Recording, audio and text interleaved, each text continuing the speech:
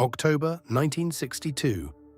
Inside the White House, photographs capable of triggering a nuclear war lay spread across a conference table. President Kennedy studied images taken by a U-2 spy plane over Cuba.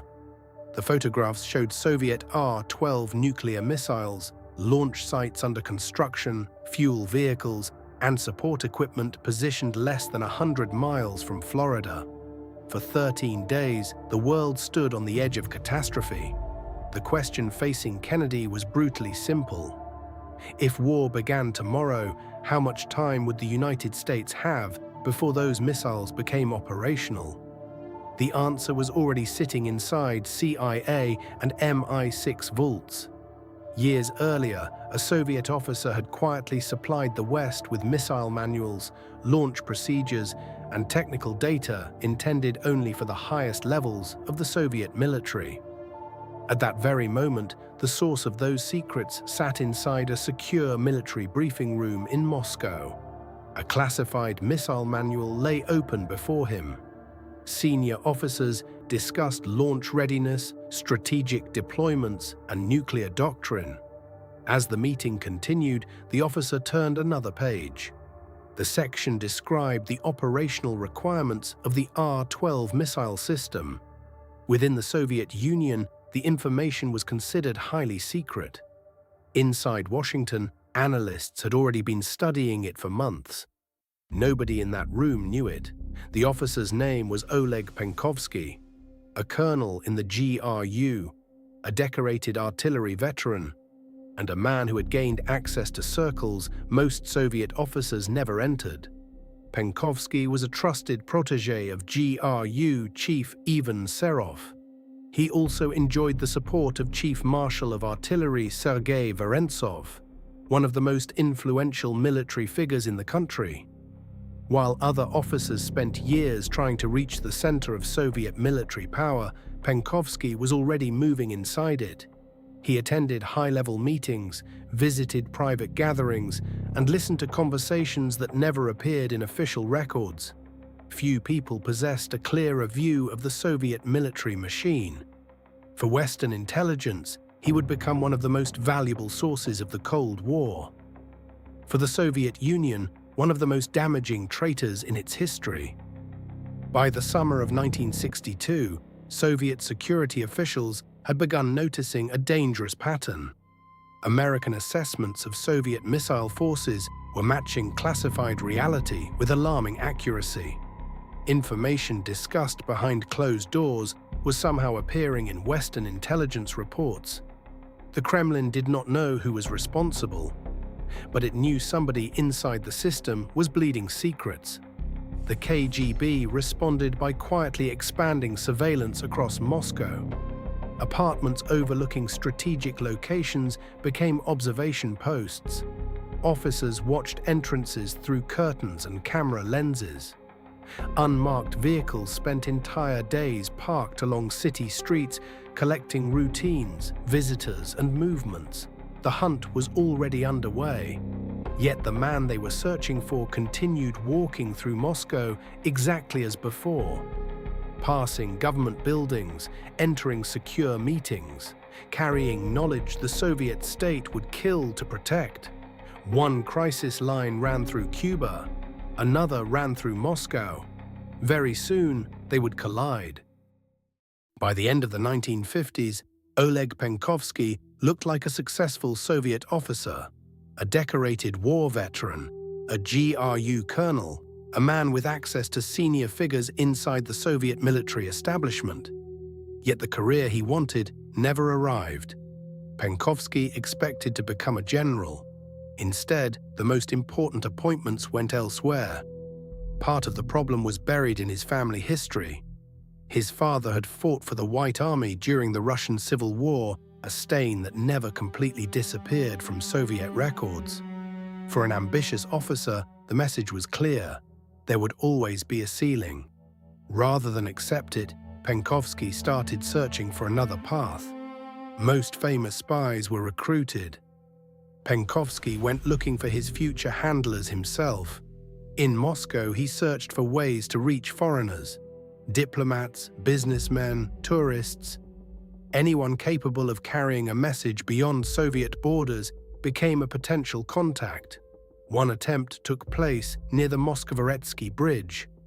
Two American students, Dick and Hugh Montgomery, were walking through the city when a stranger approached them. Penkovsky pushed an envelope into their hands.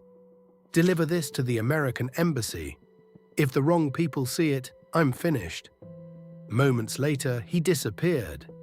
Inside the envelope was an extraordinary offer. A serving GRU colonel was volunteering his services to American intelligence. The letter reached the embassy. The response was cautious. To CIA officers, a Soviet intelligence officer actively seeking contact looked exactly like the sort of operation the KGB might stage. The file was shelved and direct contact was avoided. Months passed, then an opportunity appeared. In the spring of 1961, Penkovsky secured a place on an official Soviet delegation traveling to Britain through the State Committee for Scientific Research. In London, he met Greville Wynne, a British businessman secretly working with MI6. Their most important meetings took place inside the Mount Royal Hotel.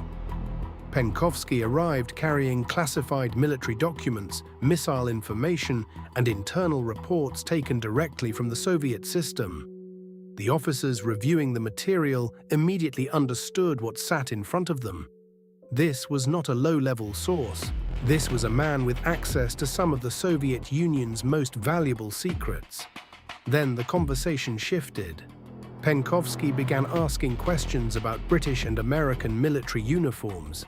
Years later, participants recalled that he wanted a tailored Western officer's uniform made to his measurements. A Soviet GRU colonel, risking execution, was imagining himself standing in front of a mirror, wearing the uniform of another country. Outside the Mount Royal Hotel, London carried on as usual. Inside, one of the most important espionage operations of the Cold War had just begun. After the first meetings in London, Penkovsky began supplying information on a scale that surprised even his handlers. Inside GRU offices, he had access to missile manuals, launch procedures, deployment plans, and classified reports prepared for senior commanders. To copy them, he used a Minox camera supplied by Western intelligence. During lunch breaks, he locked his office door, spread secret documents across his desk, and photographed them one page at a time.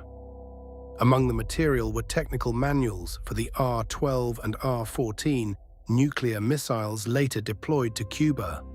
By the end of the operation, more than 7,500 pages of classified Soviet material would reach the West. The value of those documents became obvious in October 1962. American U-2 aircraft could photograph missile sites under construction in Cuba, but the images could not reveal how quickly those weapons could be launched or how Soviet crews were expected to operate them. Penkovsky's manuals answered those questions. While President Kennedy studied reconnaissance photographs in Washington, intelligence analysts were reading Soviet instructions photographed inside Moscow by a GRU colonel. Getting those photographs out of the Soviet Union required a separate operation.